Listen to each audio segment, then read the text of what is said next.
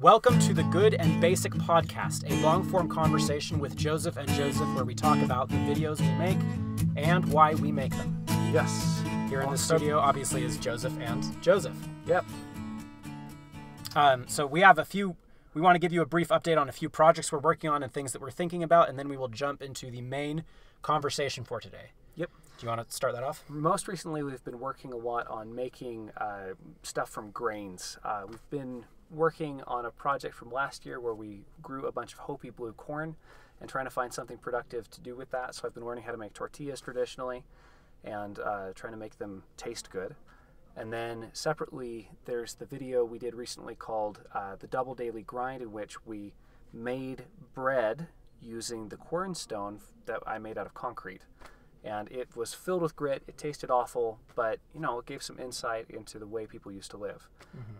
Yeah, so grains, that's been one of our projects. So this is a concern that both of us we have, something very closely related to grains, is that we're interested not just in sort of recreating these ancient arts and crafts, but finding the right way to apply them in today's world. Yes. Right. And so the question is not just, ooh, look, I can make bread out of grain that I harvested from the side of the road, although that is a thing that we think is pretty cool, right? Yep. Instead, there's a secondary question attached to that, which is, okay, how could we turn this? How could we really make this part of our diet in a good way? Yes. It's a question of going to the past to look for options, because the past is like a foreign culture. It's another way of doing things, another way of seeing things.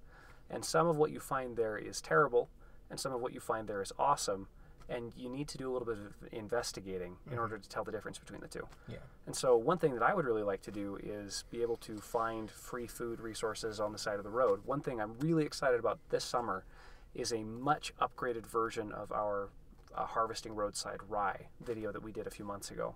I would like to build a threshing machine and go all the way and get, 50, 60, 100 pounds of free grain, and then learn how to eat it in a way that tastes good.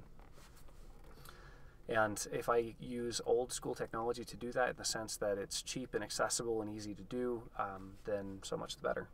Yeah, it's just a win-win-win, right? Well, one thing you've also mentioned, Joseph, is, working really hard to make these basic products taste good and also be nutritious, right? Yes. So accounting for some of the processing the corn properly so that it gives you the right nutritional value. It radically affects the flavor. And then also taking things like beans and rice and grain and finding the way to eat them. I remember and make them delicious. Recently you filmed a video on making parched corn and living on it for 3 days. Yes. Similar to, say, the Rough Riders the Texas Rangers down in Texas. Yeah. Or the Native American populations that would use it when on the road. And you got to try the nixtamalized corn. What did you think of that? Well, the nixtamalized corn tasted really good. Can I talk about the parched corn in general too? Absolutely. Is that right? So first of all, the nixtamalized corn does taste better than the unnixtamalized corn. So it's not just a nutritional benefit in my mind anyway. It's also a taste benefit. Something interesting that I noticed about the corn was that after 3 days, I like parched corn. And for the first day, I was doing really well. And the second day, I was doing pretty well. And by the end of the third day, I was like, hey, man, I need to eat something besides corn. Sure. Right. And then you imagine people in history whose diet is largely based around a few plants, right? Right. You don't have refined sugar. Yep. Right. You also don't have MSG. And you also don't necessarily have a lot of meat. And so I was thinking, finding a delicious way to eat all these basic products, that is a non-negligible concern. Absolutely. That's a thing that we need to think about and do properly. It's crazy to me that things like dandelion were imported into the United States. There's 2 different stories for why. Dandelions are non-native to the U.S., and one story is that it's for bees. That bees were brought over and they needed something in the very early spring that would flower, and so we brought over dandelions as bee fodder. The other story, which I find slightly more convincing, is that it was brought over as a salad green. If you've ever eaten dandelions, you know that it's a pretty desperate person who eats those for a salad green, just because they're so incredibly bitter. But if you're starved for flavor of any kind, then suddenly dandelions would become a godsend. In the land of the flavorless, the bitter is king. In the land of the flavorless. Or something like that. Absolutely. I like that. That's quite interesting, actually. It gives a new perspective. But anyway, the idea is to go back to experience, to gain some understanding and appreciation, and then to extract the stuff that's useful and good to bring forward into the modern world. Awesome. Well, I think that's a pretty good sum up of one of the projects that we're working on. Let's jump into today's main conversation topic. And let me say congratulations to you, good sir. Joseph you. has recently defended his master's thesis in the Masters of English program. And today we're going to talk a little bit about the content of his thesis, and it is slightly political, or at least touches on political topics. So here we go. Here we go. We've mostly stayed away from politics on the channel.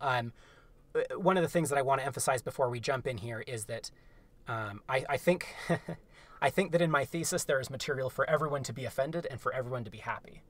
So I think no matter sort of where your political stance is, there's probably going to be some things that you hear today that you're not a huge fan of, and some things that maybe you are more of a fan of. And I think that's okay. I'm still sorting out what I think about a lot of this stuff, so I don't think there's any shame in having mixed feelings about what we talk about today. Absolutely, I certainly do. There's some room for nuanced discussion. Yeah. But okay. Could you give us a short version of your thesis and kind of set the stage so that we understand what's going on? Yeah, perfect. Okay, so the long and short of my thesis is Trump and trolling, right? Right. So President Trump and then trolling, the online activity of flame wars in the comments and so on and so forth. So two pretty juicy topics, right? For sure. I mean, there's a lot to say about both of these. So pretty exciting synthesis. What is the connection between Trump and trolling? Yeah. Just on a very high, brief level. Yeah. So and I would say I'm certainly not the first person to say that Trump is a troll. Nate Silver of what is his thing? His political I can't remember what it's called. Nate Silver 538, that's what it is. Wow, okay. Nate Silver of 538 has called Trump a troll. The New York Times has called Trump a troll. Paul Ryan once called Trump a troll. And I would even say, many Trump supporters that I'm familiar with will also refer to him as the world's greatest troll in a complimentary way. Right. And obviously other people don't mean it in quite so complimentary a way. So I'm not the first person to sort of draw this connection. But the long and short of it is that I think that if you characterize Trump as a troll and understand the way he does things and the way he says things as something very similar to trolling, then you can gain a much better understanding of what it is that he's doing, why it works, and sort of, how we should think about it and what we should do as a result. For sure.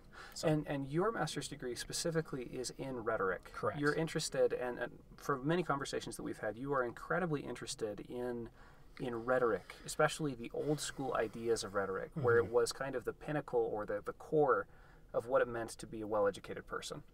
So civic education at its most fundamental, the most important thing that you could possibly study if you want to move up in the world is rhetoric. And the topic of this paper is Trump's rhetoric / trolling as a rhetorical tool. Correct.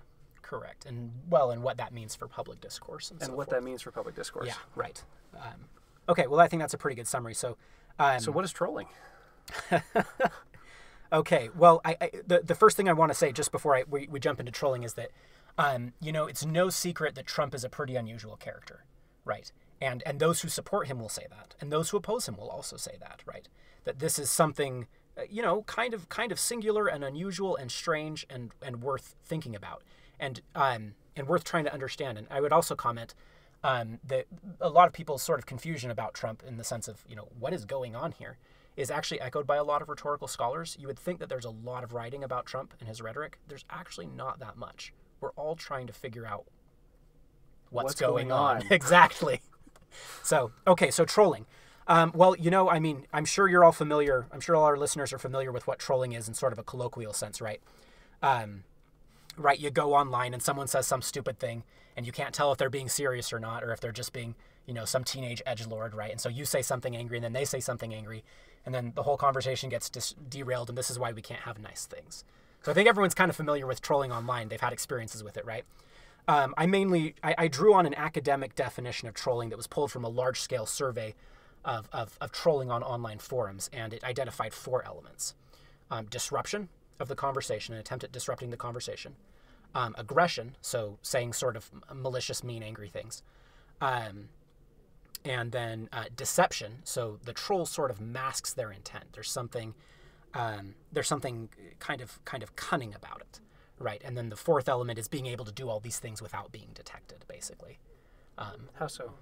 Well, what you'll find if you go online is people will say, don't feed the trolls, right? In other words, don't respond to them, don't engage them, don't talk to them, right? And so then the question is someone a troll? Uh-huh. And so that feeds into the deception part. If you can identify a troll, then you can ignore them and hopefully defuse them a little bit, right? To counteract that.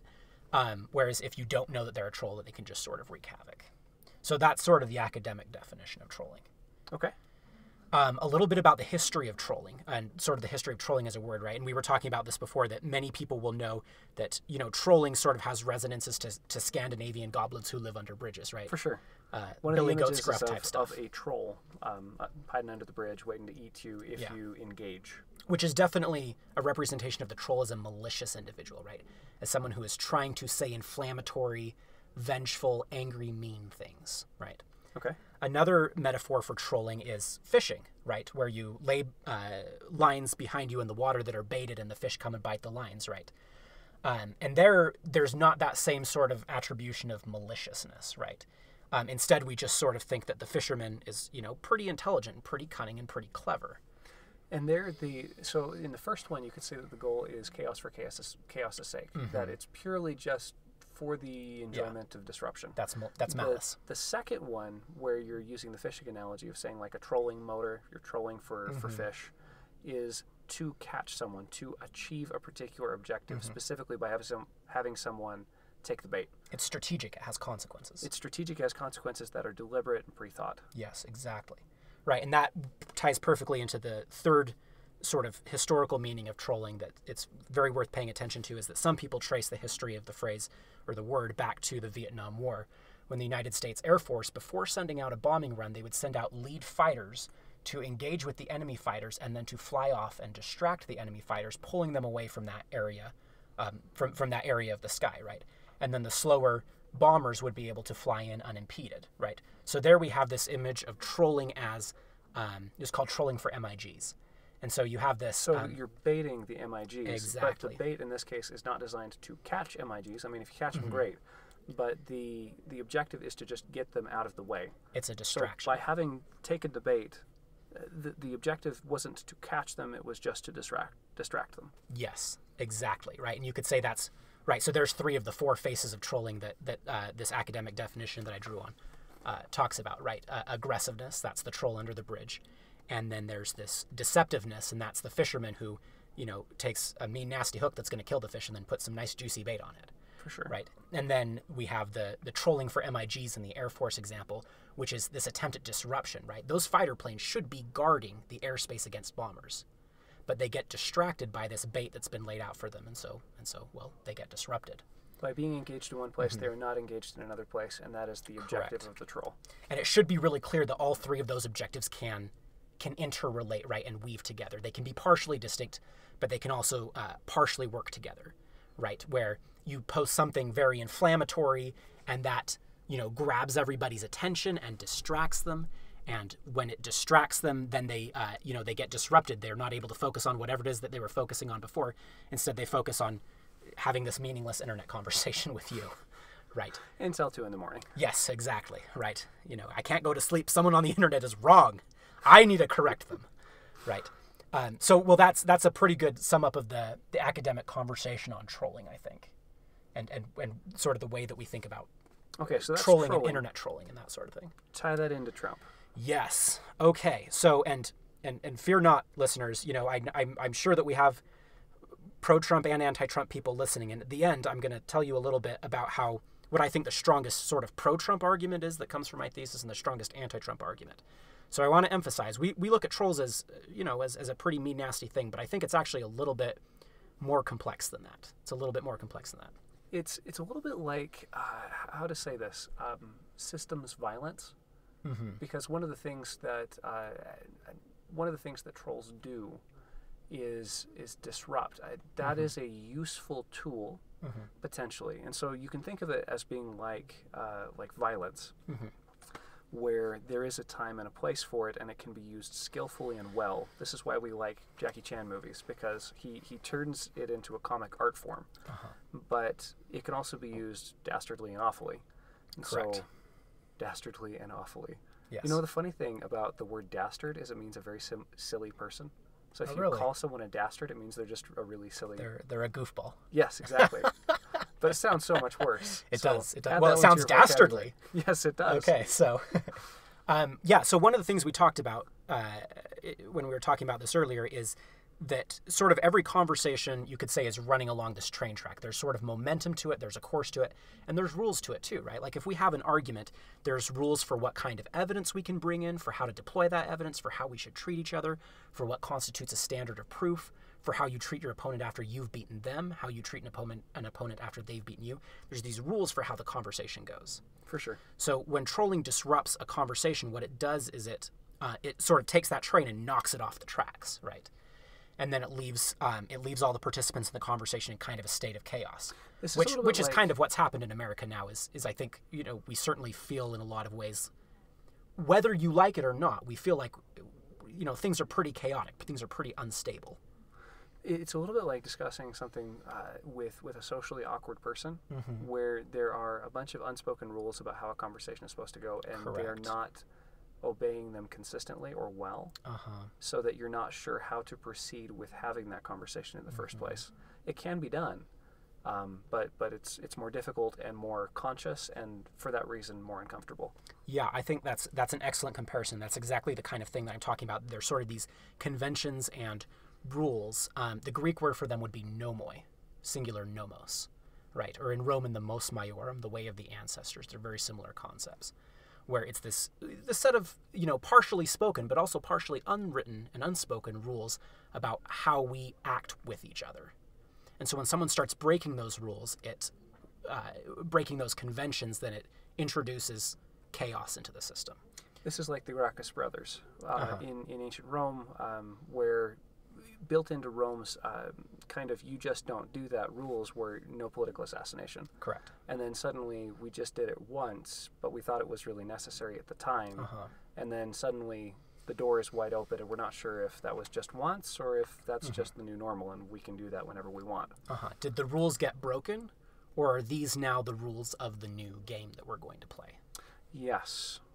Yes, and that's an ongoing feature of Trump's presidency, because any for example, hypothetically speaking, if he were to be impeached for what would amount to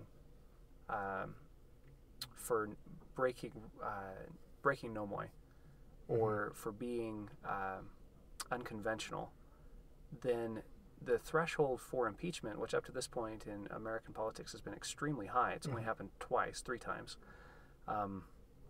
would suddenly be a lot lower and more accessible for every president thereafter. So if Trump were to be impeached, every president after him is going to have to be more careful about impeachment. Because then the question is, okay, so was that just a one-off, or is this now the new game that we're playing, that we're just going to impeach people all the time? Exactly. Yeah. So these are the nomoi questions. Yeah, and well, an example, you know, in the interest of balance, an example from the other side of the political aisle would be Harry Reid invoking the nuclear option in the Senate, right? Yes. As soon as you break those conventions of how the Senate runs, the question is, okay, was that just a one-time thing, or is this now the new game we're going to play? And that's something that you're going to have to socially negotiate and figure out as you move forward through the future. Right. And well, that's what we're doing in the country right now, is we're socially negotiating. Okay, wait a second, guys. Who are we? What are we doing? What's going on? And how are we going to run this operation? How are the rules of the game to be played? Exactly, and that's what we're negotiating right now. So. And on really fundamental things, like structural questions about how government is supposed to run. One thing that interests me, I'm in law school right now, and I am fascinated by the structure of the Constitution, because there's a fair amount of squish in it. The way that a lot of what we think of as the Constitution is not written in the document. For example, things like the idea that the Supreme Court can review laws. It's written nowhere. That is tradition. Yeah. Pure, simple tradition. But Mos it's tradition maiorum. that is so well established that we wouldn't think about it ever being otherwise. Yeah. And there are many, many, many more examples than that. There's something else that I want to bring in here real fast, because it's important to remember. Well, certainly this is what my research has indicated, is that trolling is a double-faced phenomenon. It's not clear whether it's a good thing or a bad thing. It's not obvious in any given situation. And I'll explain what I mean by that. So when we think about online trolling, we just think of mean, nasty people who say rude things online, right? And those certainly exist. I'm not saying they don't. Clearly they do, right? One of the interesting things that my research turned up is that way, way, way back in the early history of the internet in the 90s, what trolling was used for was not to disrupt communities, not to sort of derail the train from its tracks. It was actually used to create communities. So think of it like snipe hunting in Boy Scouts. It's a shibboleth. It's sort of like teasing. It's when your kind of funny teasing uncle comes over to you and says, well, how old are you? And you say, if you're 6 years old, you say, I'm 6. And he says, you're sick? And you say, no, I'm 6. And he says, you're sick? Right? And it's so, meant to be an endearing sort of, the teasing uncle is something that we all recognize. That's an example of a troll who is using the jokes a benevolent to say, troll. If you understand these jokes and are able to laugh at them, that means that we're tighter, we're closer than we were before. Correct. And so it seems like that's a really interesting thing, because it means that if no more are being disrupted, one of the single best things you could possibly have is a good sense of humor. Oh, that's good. No, and I think if that's you true. can laugh, then it can turn into that just happened. Yeah. And it can be used to reinforce community and to set the new rules. Actually, I'm hoping we'll return to that in a second, because I think that has to do with the question of, okay, so how do you adequately respond to a troll? One thing I'd want to throw in here is I did a video about a month ago called The Value of Hippies, or The Virtue of Hippies, something to that effect. And the argument that I was making essentially was, when is it a good idea to disrupt institutions or tradition? And the answer is, sometimes it's a good thing. When tradition ossifies, when it becomes hard and impermeable and stuck, and you can't do the things that you need to do, then breaking it out a little bit is good. The example I was using was a bathtub that was getting cankered up with salts, and eventually you'd need to chip it. But what you need to not do while you're chipping out the bathtub is chip through the bathtub, because then the bathtub becomes useless. And so a little bit of revolution, a little bit of chaos seeding can be a good thing to keep the pipes flowing. Genuinely necessary. Genuinely necessary. Yeah. Too much can ruin the pipes. Oh, yes. Well, and I mean, that's kind of you just summed up the two positions on Trump, right? Is this sort of a necessary system adjustment, or is this, a deeply troubling and dangerous thing, right? So there's the two arguments right there. Are we getting a system reset, or are we descending into hell? Yeah, and that's sort of what I'm getting at also when I say that, trolling has these two faces, where on the one hand, it disrupts communities, it disrupts nomoi, it disrupts structures. But there's this other thing where it works to create them, right? And it really does do that. It did that in the internet, when your uncle trolls you, right, by asking how old you are or by teasing you. That's what's happening too, right? And teasing, when it's done properly, when you have that sense of humor, when you can joke with each other, that's an incredible community builder. It doesn't destroy social structures, it fortifies them, right? And so there's two faces to this, and well, I'm not going to comment directly on which one I think it ultimately comes down to in Trump's case, but it does have those two faces. So one of the things you would want to look at is, okay, so just because we're disrupting things right now, or just because Trump is disrupting things right now, okay, fair enough, right? But what is being created now? And that would be an interesting question worth considering. One thing that is perhaps a unique achievement of your master's thesis is, I think it cites Trump more than any other piece of academic writing It ever. Probably does. Because you have to cite every single tweet independently. Correct. In MLA format, you cite every tweet independently on your works cited page. So he does have a substantial portion, which is pretty funny. So how maybe what I'd like to see is the tie-in. So we've been talking a lot about trolling and a lot about the way it's used, either positively or negatively, and let's say the dangers and the promise associated with it. Yes. On the positive side, it can help to clear out the baggage. It can help to reset the rules when the rules were broken. Yeah. But it can also just disrupt and break the rules. It is a chaotic and destructive thing. It's dangerous. And so, Trump, how does this fit in? Yeah. Well, I mean, I don't think it's any secret. I don't think it would be any controversial that he's a chaotic figure, right? Whether the people who don't like him and the people who like him will both say that he's a chaotic figure, I think. in the sense of disrupting things. And you've been looking at specific examples where he has tweeted in a manner that it resembles trolling online and elicits a reaction. Okay, so yes, well, and this kind of ties into the question of, okay, so how do you respond to trolling, right? And what they say online is don't feed the trolls, right? In other words, you just sort of ignore the trolls and hope they go away, you know. There are other options that you could think about are argue with them and scold them. And I think my thesis argues pretty convincingly, and I think it'll also be pretty intuitive to most people, you do not argue with or scold trolls. It just does not work. Because they're not operating on the same set of rules as you, right? They're not on the same train track as you, and so it doesn't help. It doesn't help you to say, oh, you know, look, you're breaking all the rules, because they're like, yes, that's the point. I don't like the rules, right? And so scolding doesn't work and arguing doesn't work. And so when you have an argument with someone, you have to have an agreed framework of rules. Correct. In order to be able to have an argument or a discussion, especially a productive one. Mm-hmm. If someone is signaling that they are not willing to participate in the rules of an argument, then you just don't discuss with them at all. One question that raises, and this is an interesting thing that we're seeing now, I think you do have to engage with the trolls. Mm-hmm. Or at least you have to engage with some of the trolls. Maybe there's a more selective thing here, because one thing that I'm interested in is deplatforming. Deplatforming could be seen as if you're not willing to play by certain rules. Oh, it's a don't feed the trolls move. Then you don't feed them or allow them access to the pond. I mean, examples of this with deplatforming, people visiting on university campuses, on Facebook, Twitter. We've seen another recent wave of it after the New Zealand shooting. But that doesn't seem like the right move. It seems like an extremely dangerous move, because the rules themselves perhaps are not well understood enough to know when it's acceptable to do that. This is something that I've been pondering quite a bit, and I actually agree that I think ultimately the wrong response is to not feed the trolls. And I think... Wait, this was the right response just a moment ago. Oh, hang on. No, sorry. I wasn't suggesting that that's the right response. I was suggesting that that's a response that people put forward. That's the recommendation that people make. So the recommendation is don't feed the trolls. And I think ultimately it's incorrect. I think it can kind of work online, right? Like if you have toxic people in your life, you can just say, you know, get out of my life, right? But if you think, and you know, regardless of which, let's say, political side you're on, like if you think 50% of the country is toxic, just like irredeemably toxic, it's like, oh, huh, well, you're going to have a little bit of a rough life. Like you still have to live in the same country as these people, you know? So I don't know if you can just ignore the quote unquote trolls.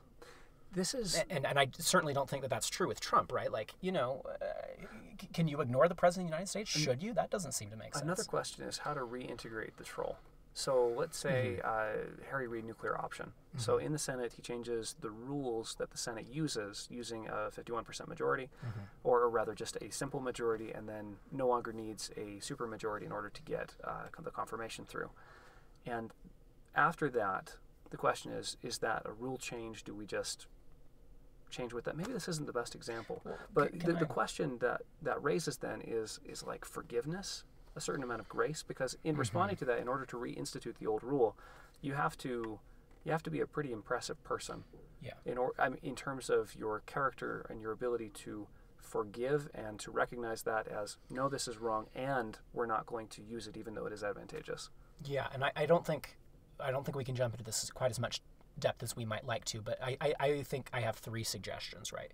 And the first one is very tightly tied to that if you have strong moral character, and a large part of that is being able to say, I'm wrong and I don't know. Okay. If you have the ability to say those things. It doesn't mean that you're always wrong, and it doesn't mean that you don't know anything, right? But if you're able to say both those things and sort of have that moral character. At least some things I am wrong about that I think I'm right about, and at least some things, and there are at least some things that I don't know about. To be permeable, to be porous, right? And that makes it so that you can engage in discussion with other people.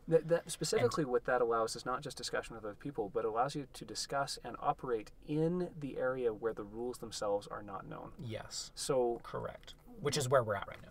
One thing about trolling, it's only advantageous. So it is advantageous if you are comfortable in the realm of chaos. Yeah. So it's a little bit like an alligator pulling someone else underwater.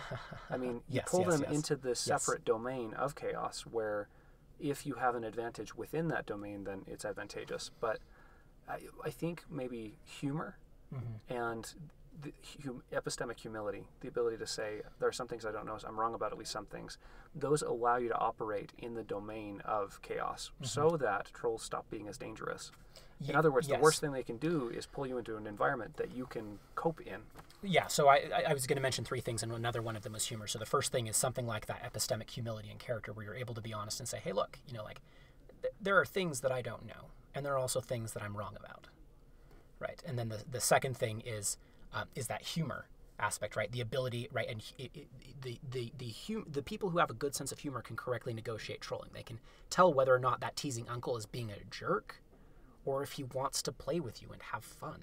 And one of the responses that's really helpful against a troll, particularly like an uncle troll, is if you control the troll in a witty manner. Exactly. And then it becomes this back and forth game that you're both playing. Yes. And then that's the third thing that I would recommend, is that we need to find the right way to sort of reconstitute the game of public discourse. We need to find new ways to reconstitute the game of conversation. And the question of... And that comes from epistemic humility and a good sense of humor. Tying it back to our last episode where we were talking about the royal game of one thing that constitutes a new game is one that everyone wants to play. Yes. Which means one that you... the funny thing about a game, particularly since games involve winning and losing, if there is a game that everyone wants to play, it's a game in which you can lose well. Or a game in which you can accept losing. Exactly. In other words, you have to be able to say, well played to the winner, and or say, better luck next time to me on the next round because I want to play it again. Yes. Where even to play the game and to lose is still better than to not play the game. Yes. Yeah, that's roughly it. Okay, well, I did promise that I would sort of sum up the strongest pro-Trump and the strongest anti-Trump argument that you can derive from my thesis. Both of which I am looking forward to. And gosh, I am still figuring this out. Okay. But here's the strongest argument that I can imagine coming out of it is the and I think I'll do the anti-Trump argument first, just because that's the one that seems to lend itself most easily, and also because that's the one that we covered in greater detail. So it's better to contrast the other one to this one. So the strongest anti-Trump argument that I can think of is that he's a troll, and that we don't like trolls, and that like trolls are bad. They're self-evidently bad, right? They're hateful, they're mean, they're deceptive, they're disruptive, they're trying to ruin everything, and the world would be a much better place without them, right? And that they're agents of chaos and rebellion. They're agents of destruction, right? Like the Joker, right? And that's what a troll is, and that's what Trump is, and so that's the strongest anti-Trump argument that I can pull out. Especially if you believe that the current order or the current rules are good, or sufficiently good that it's not worth the risk of introducing chaos into the system, because anything you get out the other end might be worse. Correct. The strongest pro-Trump argument that I think I can build is something like that. That he's an agent of chaos, and that chaos doesn't always have a negative face. It can have a very positive face, and that trolling properly conducted is a community building. It's a community building and unifying exercise. Right? Innovative. Yes, it's the positive side of chaos is called innovation. Well, yeah, absolutely, right. And also that one of the things that really one of the things that's really interesting to pay attention to trolling is not the trolling, but people's response to the trolling, right? Because if your uncle is teasing you and you kind of throw a fit and run away, well, one of the things that we learn about you is that you're a poor sport and that no one really wants to tease you or play games with you, right? Because you won't take it very well, right? And so I think a very strong pro-Trump argument that comes out of my thesis is, hey, look at his opposition. They should not be playing the role of the 6-year-old who's teased and then he and then runs away, because that's somebody who nobody wants to play with, right? And if we can't figure out a game to play together as a country, well, we're in big trouble, right? There's another interesting thing, which is that most of the literature that I cite about trolling as a rhetorical phenomenon is actually pretty left-wing activist. The authors are roughly speaking, they're left-wing activists, and so I just find it so interesting that, at least as per my thesis, Trump has employed those ostensibly left-wing social activist techniques in order to, do something that is not very left-wing activism, to say the least, right? So, okay, well, that's the strongest pro-Trump argument that I can pull out of my thesis, and I'm not going to comment explicitly on which one I think is ultimately correct. I think they're both pretty defensible, and I'm interested in continuing to think about it, right? So, well, there we go. Did we want to talk about my defense for just a moment before we close up here? One thing, so you came over to my house a few days ago after having just done your thesis defense, and you said that it was this fantastic, amazing experience where it was an integrating experience, is the word you used.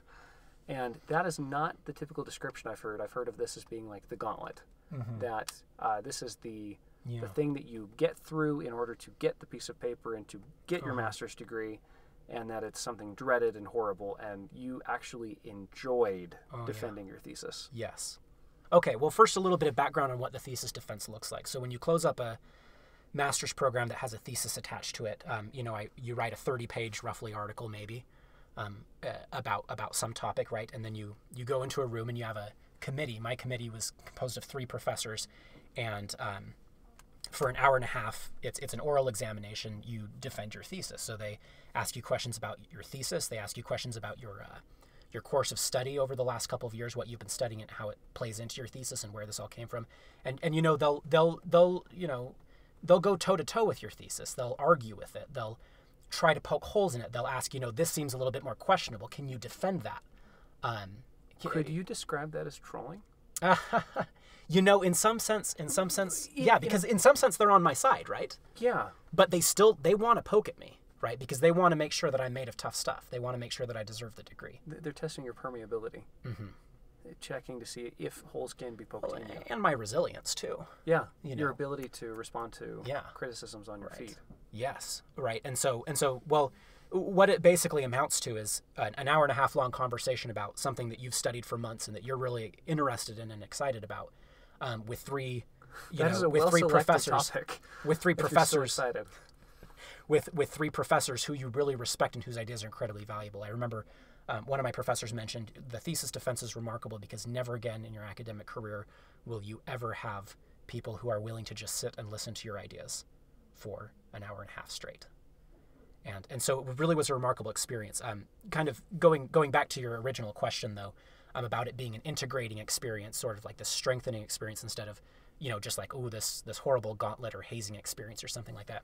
I would say this, right? I know some of the problems with my thesis, right? Like I'm aware of some of the weaknesses in my argument, places where it could be shored up, places where I could have done it better, right? And the 3 professors that I had on my committee are remarkable.